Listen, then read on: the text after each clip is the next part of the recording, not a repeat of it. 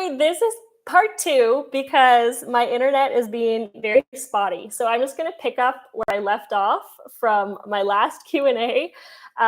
So if anyone's over there and you find it over here, I can see the chat now. I'm so sorry, tech issues. I'm not a tech person.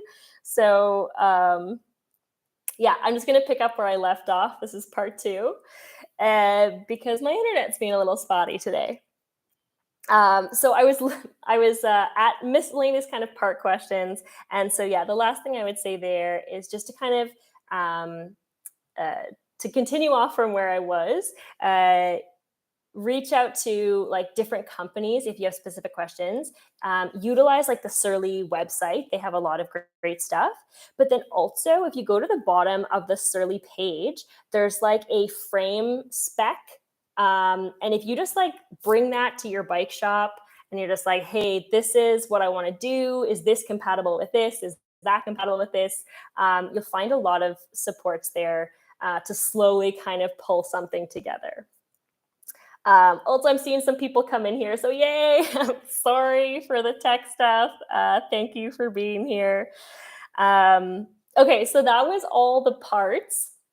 Now we're into just a bit about the build process. So yeah, somebody asked, I'm curious about the build process. I was going to have a bike shop do a full build, but maybe there's a lot I could do myself. I love that spirit. That's awesome.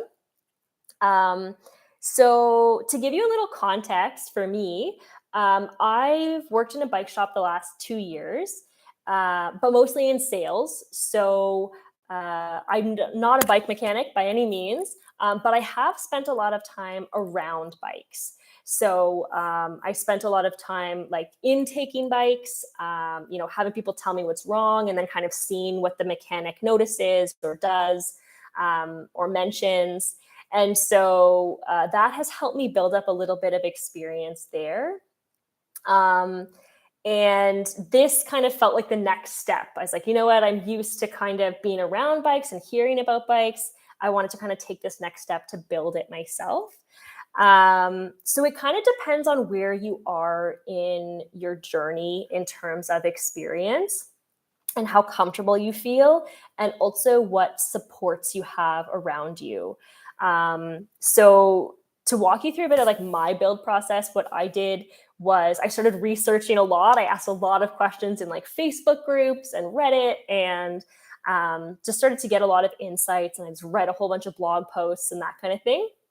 And then I put together a Google Sheet. So I had like a column that was all the different parts I would need, like handlebar, grip, bar tape, stem, headset, all the different things. And then I had a column of some of the options I thought I might consider, like some things that I was interested in or that I thought would be the right idea. I had a column with specifics. So for each of those parts, like were there particular measurements or types that I wanted to be careful of? And then I had the price. And then I had a column with a link to the exact product. Because then what I did is I brought that sheet to a mechanic and I was like, these are all the parts. Will they work together? Am I missing anything? And then he was able to kind of go through and look at, the measurements and the links and everything and make sure that I had all the proper parts and that everything was compatible. Because that's the really hard thing as somebody who's a novice in this is you don't know what's exactly compatible with what, and a single millimeter can make the difference of whether something fits or not. And so having that support of a mechanic really goes a long way. Then once I got the go ahead with all of those, I ordered all the parts. And then if you watch my video about my Surly build, some of the parts were missing or weren't quite right. So I had to wait for new parts to come. And then I put those on. And I did all of this, and then the bike was finished. But I was really lucky that I got to do all of this with the kind of support of mechanics in my shop. And so I would say if you're interested in doing a build yourself, like I said, start to build that community of people around you that can support you. put together that list and go to a local bike shop and be like, this is what I want to do. What do you think? Like, this is my experience. This is what I know. This is what I don't know. Should I have you do it? What can I do? And just start to build that conversation. There's so many great bike shops out there, and there's so many great mechanics and people that know so much. So start to see kind of what your options are and get some of that, wisdom to help you kind of see what you could do. And also the other thing you can utilize too, a lot of cities have like co-ops. So you can go and, work on your bike with the kind of supervision and support of a mechanic or of somebody who has a lot of experience. So definitely, I would say if you're interested in building a bike, having those supports is key, because even with my time in a shop, I did need those moments when, a mechanic friend was able to kind of step in and support me and help me through the hardest points. So it's a really, really rewarding process, but you definitely want to have some support along the way. So finding those people that can help you, and just reaching out to the companies, like I said, to kind of build up all the knowledge you need. And then a couple more questions. There was also, is there anything you would change if you were to do it again? In terms of like the parts themselves, stuff might change with time as I start to ride it more. But the biggest thing I would say at this point that I would change, at the time that I did the build, I wasn't able to get my hands on like a full build. And so I bought the frame and all the parts individually. And that ended up being quite expensive, even with like the discounts I get working in a bike shop. So if I were to do it again, I would probably buy the bike as is and then swap parts out. So remove parts and, sell them to help kind of pay for the new parts that I wanted. I think that would be one change I would make, would be to just buy the bike as is and then make the changes.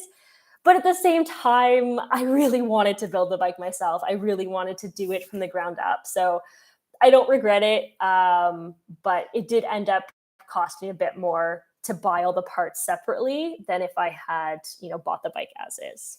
So not exactly a regret, but just an observation.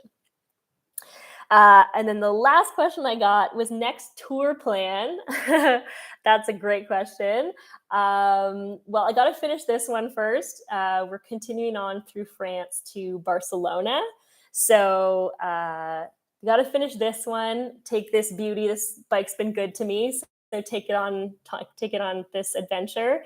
But then I'm really excited. The Surly is going to let me do things on my bike that I couldn't do with this bike. I've had my eye on some rides in like South America and Asia that need kind of thicker tires. And so that's going to kind of let me do that. And also this bike has an aluminum frame and carbon fork, and I'm excited to be on steel. So all the tours. I want to do all the tours, all the rides. But I'm excited about the doors that this new build is going to open for me. And I think that's basically everything. I did put up a full parts list on Patreon today. So any tier of my Patreon will have access to the full parts list if that's something that you're curious about. All those little bits and bobs that go on a bike, those are all over there.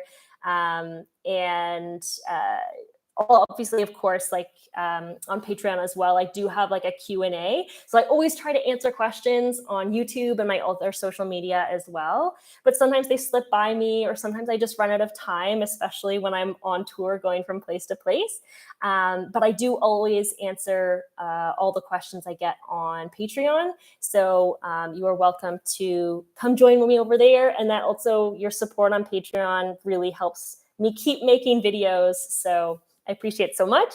And I want to give a little shout out to all my patrons, Michael and Catherine and Fred and Picasso Creative.